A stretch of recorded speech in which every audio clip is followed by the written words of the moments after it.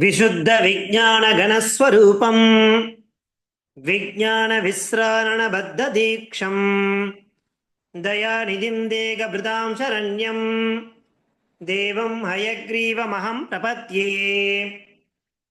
நமஸ்பாய். இன்றைய தினம் ஸ்ரீ அன்னபூர்ணா ஸ்துதி என சொல்லக்கூடிய ஸ்தோத்திர பாடத்தினுடைய ஸ்லோகமான 11 மற்றும் 12, இது கடைசி 2 ஸ்லோகங்கள். மொத்தம் இந்த அன்னபூர்ணா ஸ்துதியில 12 ஸ்லோகங்கள் இருக்கு. இது வரைக்கும் நாம 10 ஸ்லோகங்களை பார்த்து முடிச்சிருக்கோம். இன்றைய வகுப்போட இந்த அன்னபூர்ணா ஸ்துதி அப்படிங்கிறது சம்பூர்ணமாகுது. அதுல இருக்கக்கூடிய இந்த கடைசி 2 ஸ்லோகங்கள் என்னென்ன, அதனுடைய தாத்பரியம் என்ன, அது எப்படி உச்சாரணம் பண்றது அப்படிங்கிறத பார்த்துட்டு அதனுடைய அர்த்தம் என்ன அப்படிங்கிறத நாம தெரிஞ்சுக்க இருக்கோம். வழக்கம் போல குழந்தைகள் அதை சொல்லுவா, அத்தவா மியூட்ல இருந்துட்டே சொல்லலாம். அன்னபூர்ணே சதா பூர்ணே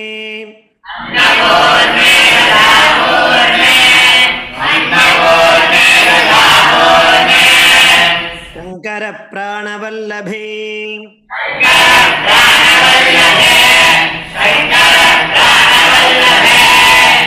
ஞான வைராக்ய சித்தியர்த்தம்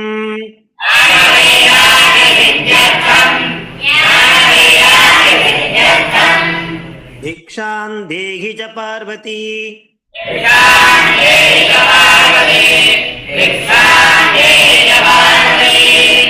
அன்னபூர்ணே சதா பூர்ணே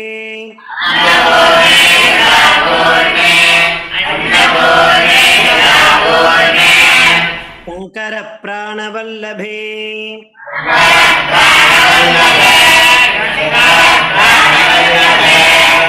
ஞான வைராக்ய சித்தியர்த்தம்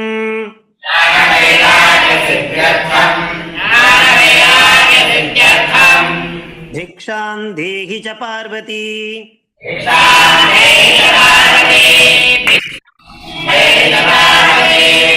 அன்னபூர்ணே சதா பூர்ணே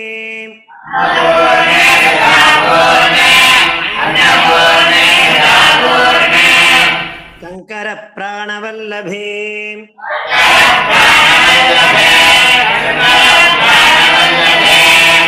ஞான வைராக்ய சித்தியர்த்தம்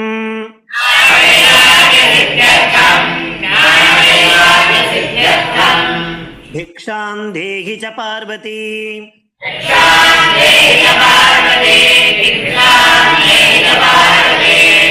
மாதா ச பார்வதி தேவி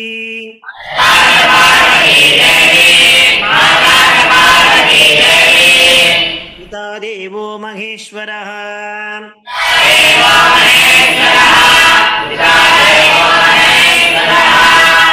பாந்தவா சிவபக்தாஸ்ச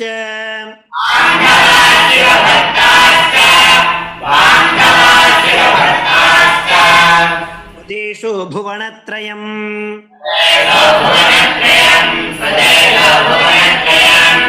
மாதா ச பார்வதி தேவி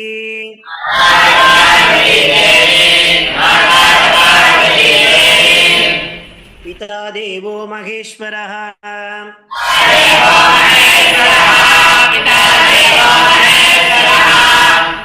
பாந்தவா சிவபக்தாஸ்ச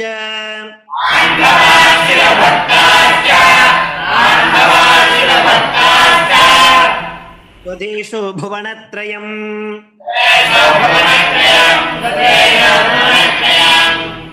மாதா ச பார்வதி தேவி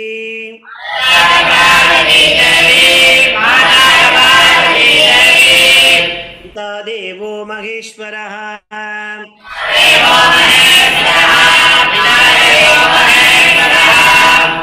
பாந்தவா சிவபக்தாஸ்ச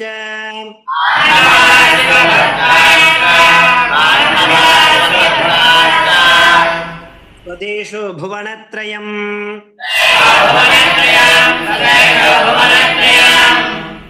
பாருங்க, இன்றைய தினம் அன்னபூர்ணா ஸ்துதியினுடைய கடைசி 2 ஸ்லோகங்கள். மொத்தம் 12 ஸ்லோகங்கள் இதுல இருக்கு. இது வரைக்கும் 10 ஸ்லோகங்களை பார்த்து முடிச்சிருந்தோம். கடைசி வகுப்புல ஸ்லோகம் நம்பர் 9 மற்றும் 10வது ஸ்லோகங்களை பார்த்தோம்.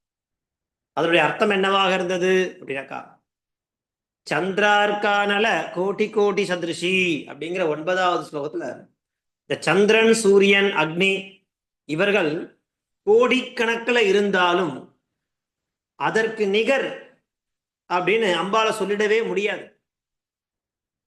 அப்பேற்பட்ட கோட்டி சூரியன், கோட்டி சந்திரன், கோட்டி அக்னியும் சேர்ந்தாலுமே அம்பாளுடைய அந்த தேஜஸ் பிரகாசத்துக்கு நிகராகவே முடியாது. இருந்தாலும் கோடிக்கணக்கான சந்திரனும் கோடிக்கணக்கான சூரியனும் கோடிக்கணக்கான அக்னியும் சேர்ந்தால் எவ்வாறு காணப்படுமோ அப்பேற்பட்ட ஒரு நிலையில் இருப்பவள் அம்பா. அவருடைய அந்த தேஜஸ் பிரகாசம் அப்படி காணப்படுகிறது.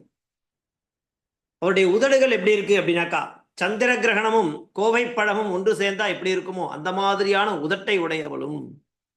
சந்திரன், சூரியன், அக்னி இவைகளை குண்டலமாக அணிந்தவளும்.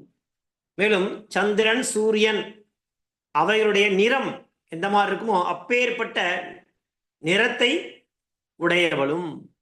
அவருடைய கைகள் என்னென்ன இருக்குன்னு சொல்றார். ஒரு கையில மாலை இருக்கு, ஒரு கையில புஸ்தகம் இருக்கு, பாசம் இருக்கு, அங்குஷம் இருக்கு. இப்பேற்பட்ட விஷயங்களை தன் கையில் கொண்டவளும். காசிபுராதீஸ்வரி, அந்த காசின்னு சொல்லக்கூடிய நகரத்தில் அரசியுமாக விளங்கக்கூடிய அப்பேற்பட்ட அன்னபூர்ணேஸ்வரி என் தன்னை தயையுடன் எனக்கு பிக்ஷை அளிக்கட்டும் அப்படிங்கிற மாதிரி அந்த 9வது ஸ்லோகத்துல அழகா சொல்லியிருந்தார் சுவாமி. 10வதுல என்ன பார்த்தோம் அப்படின்னாக்கா, இந்த க்ஷத்திரியர்களுக்கு பாதுகாப்பு அளித்தவன் யாரு? மாதா அன்னபூர்ணேஸ்வரி. அது மாத்திரமில்ல, பெரும் பயத்தை, மகாபயகரி, பெரிய பயத்தை போக்குபவள். மாதா கிருபாசாகரி, கருணை கடலானவள். இது மாத்திரமில்ல, சர்வானந்தகரி, சிவகரி, எல்லாருக்கும் ஆனந்தம் அளிப்பவள், மங்களம் அளிப்பவள். விஸ்வேஸ்வரின்ற பது 2 அர்த்தம் கொடுத்து, அந்த விஸ்வத்துக்கெல்லாம் ஈஸ்வரி. மேலும் விக்னேஸ்வரி, விக்னங்களை தடைகளை போக்கக்கூடியவள். மேலும் தட்சணை கதற வைத்தவள் இல்லையா? இப்படிப்பட்ட அந்த அம்பாள் நமக்கு ஏற்படக்கூடிய நோய்கள் எல்லாம் தீர்ப்பாளாம். நிராமயகரி, அப்பேற்பட்ட மாதா காசி புராதீஸ்வரி, அந்த காசின்னு சொல்லக்கூடிய க்ஷேத்திரத்தையே ஆட்சி பண்ணக்கூடிய மாதா. அப்பேற்பட்ட அம்மா கருணை நிறைந்தவளே, பிக்ஷாந்தேகி கிருபாவலம்பனகரி மாதான்ன பூர்ணேஸ்வரி அப்படிங்கிறதாக இந்த 10வது ஸ்லோகத்திலையும் சுவாமி அழகா நமக்கு எடுத்து காண்பிச்சு கொடுத்தார்.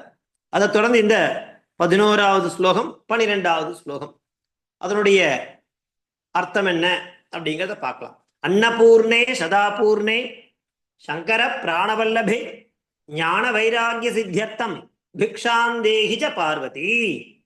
அன்னபூர்ணே சதாபூர்ணே சங்கர பிராணவல்லபே ஞான வைராகிய சித்தியர்த்தம் பிக்ஷாந்தேஹி ச பார்வதி அப்படிங்கிற ஸ்லோகம். ஏ அன்னபூர்ணே, அன்னபூர்ணேஸ்வரி, சதா, சதானா ஆல்வேஸ் அர்த்தம், எப்பொழுதும். எப்படிப்பட்டவள் அப்படின்னாக்கா, பூர்ணே நிறைவானவள் அர்த்தம். பூர்ணம்னா என்ன அர்த்தம்? சம்பூர்ணம் சொல்றாள் இல்லையா, முழுமையாக. அப்படி நிறைவானவளே. அது மாத்திரமில்ல, சங்கர பிராணவல்லபே, ஸ்ரீசங்கரின் பிரியே. ஹே பார்வதி, அம்மா எனக்கு ஞானம் வைராக்கியம் உண்டாகும் வண்ணம் எனக்கு பிக்ஷை அருள்வாயாக. சுவாமி அன்னபூர்ணா இடத்துல என்ன கேட்கிறாரு பாருங்க, ஞான வைராக்கியத்தை கேட்கிறார். ஞானம், இந்த உலகத்துல நம்ம கத்துக்க வேண்டிய விஷயங்கள் நிறைய இருக்கு. அப்படி நம்ம தெரிஞ்சுக்க வேண்டிய விஷயம் எல்லாமே கிடைச்சாதான் பரிபூர்ணமான ஞானம் கிடைச்சதா அர்த்தம். அதே மாதிரி வைராக்கியம், அந்த ஞானத்தை அடைவதில் நமக்கு வைராக்கியம் வேணும் இல்லையா? ஏன்னா ஞானம் அப்படிங்கிறது தான் சாஸ்வதம். மற்றதெல்லாம் பார்த்தெல்லாம் அனித்தியமானவைகள். ஞானம் அப்படிங்கிறது தான் அநித்தியமானது. அந்த நித்தியமான ஞானத்தை அடையறதுக்கு நமக்கு வைராக்கியம் அப்படிங்கிறது இருந்தா தான் அடைய முடியும். ஏன்னா அனித்தியமான வஸ்துக்கள்ல நமக்கு நிறைய என்ன இருக்கு அப்படின்னாக்கா வைராக்கியம் இருக்கு. தேவையில்லாத விஷயங்கள்ல நம்முடைய வைராக்கியம் அப்படிங்கிறது நிறைய இருந்துட்டு இருக்கு. ஆனா ஞானம் அப்படிங்கிறது நித்தியமானது, அது நமக்கு தேவையானது. அப்படி அந்த ஞானத்தை அடைவதற்கு வைராக்கியம்ன்ற ஒண்ணு இருக்கணும். வைராக்கியம் உண்டானாதான் ஞானம் உண்டாகும். அப்படி ஞான வைராக்கியத்தை வாரி வழங்கக்கூடிய அம்மா தாயே, எனக்கு அந்த ஞானமும் வைராக்கியமும் உண்டாகும் வண்ணம் பிக்ஷை அளிப்பாயாக அப்படிங்கிற மாதிரி கேட்கு. அன்னபூர்ணே சதாபூர்ணே, அன்னத்தை வாரி வழங்கக்கூடிய அன்னபூர்ணே, சதாபூர்ணே எப்பொழுதும் நிறைவானவளே, சங்கர பிராணவல்லவே ஸ்ரீசங்கரின் பிரியே ஏ பார்வதி, இல்லையா? ஞான வைராகிய சித்தியர்த்தம், அந்த ஞானமும் வைராகியமும் உண்டாகும் வண்ணம் பிக்ஷாந்தேகி, எனக்கு பிக்ஷை அருள்வாயாக அப்படிங்கிறதா அந்த 11வது ஸ்லோகம். அன்னபூர்ணே சதாபூர்ணே சங்கர பிராணவல்லபே ஞான வைராகிய சித்தியர்த்தம் பிக்ஷாந்தேகிச்ச பார்வதி அப்படிங்கிறது அந்த 11வது ஸ்லோகம்.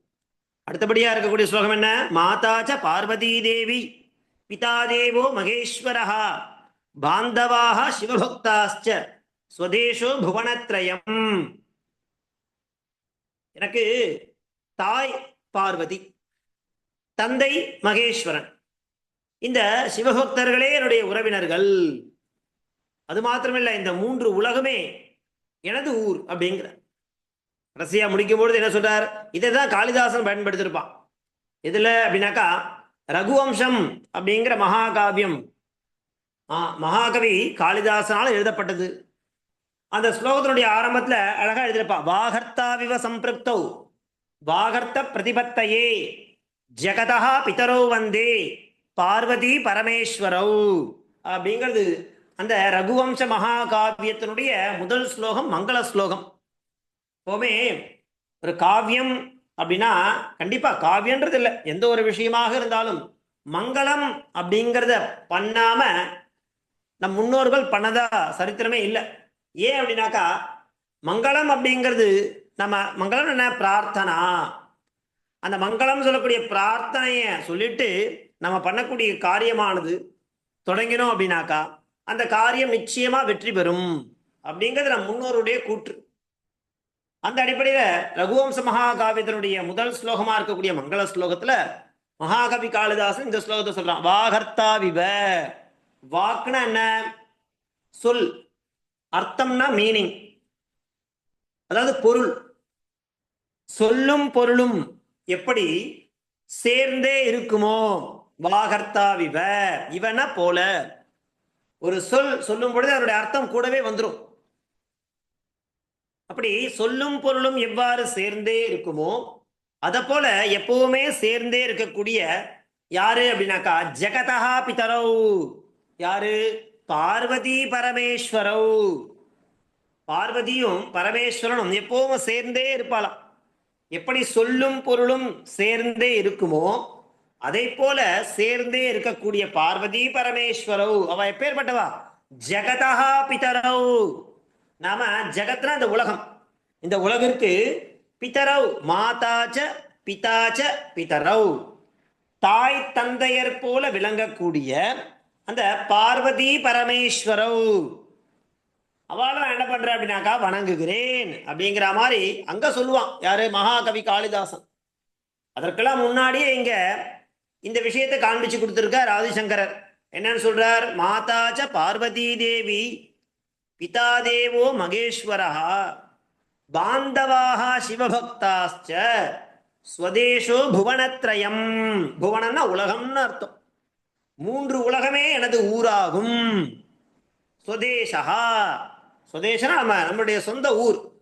அப்படி அவருக்கு எது சொந்த ஊர்னு காண்பிச்சு கொடுக்கிறார்? 3 உலகமே எனது ஊராகும். அது மாத்திரமில்ல, யார் அப்பாவா சொல்றார் அப்படின்னாக்கா எனக்கு தந்தையாக மகேஸ்வரனும் எனக்கு தாய் பார்வதியும், மேலும் சிவபக்தர்களே உறவினர்கள், பாந்தவாக சிவபக்தாஸ்ச அப்படிங்கிற மாதிரி இந்த ஸ்லோகத்துல காண்பிச்சு கொடுக்கிறார். இந்த ஸ்லோகத்தோட இந்த அன்னபூர்ணா ஸ்துதி சொல்லக்கூடிய அந்த ஸ்தோத்திரமானது நிறைவு பெறது. என்ன ஸ்லோகம்? 12வது ஸ்லோகம். மாதாச்ச பார்வதி தேவி பிதா தேவோ மகேஸ்வரஹா பாந்தவா சிவபக்தாஸ்ச ஸ்வதேஷோ புவனத்ரயம் அப்படிங்கிறது 12வது ஸ்லோகம். இப்படியாக இன்றைய தினம் 2 ஸ்லோகங்களை பார்த்தோம். அன்னபூர்ணே சதாபூர்ணே சங்கர பிராணவல்லபே ஞான வைராகிய சித்தியர்த்தம் பிக்ஷாந்தேகி ச பார்வதி மாதா ச பார்வதி தேவி பிதா தேவோ மகேஸ்வரஹ பாந்தவா சிவபக்தாஸ்ச ஸ்வதேஷோ புவனத்ரயம் அப்படிங்கிறது இந்த 2 ஸ்லோகங்கள். இப்படியாக இந்த ஸ்ரீ அன்னபூர்ணா ஸ்துதின்னு சொல்லக்கூடிய ஸ்தோத்திரமானது இதோட நிறைவு பெறது. இப்போ இந்த ரெக்கார்டிங்ஸ் ஆஃப் பண்ணிடுங்கம்மா.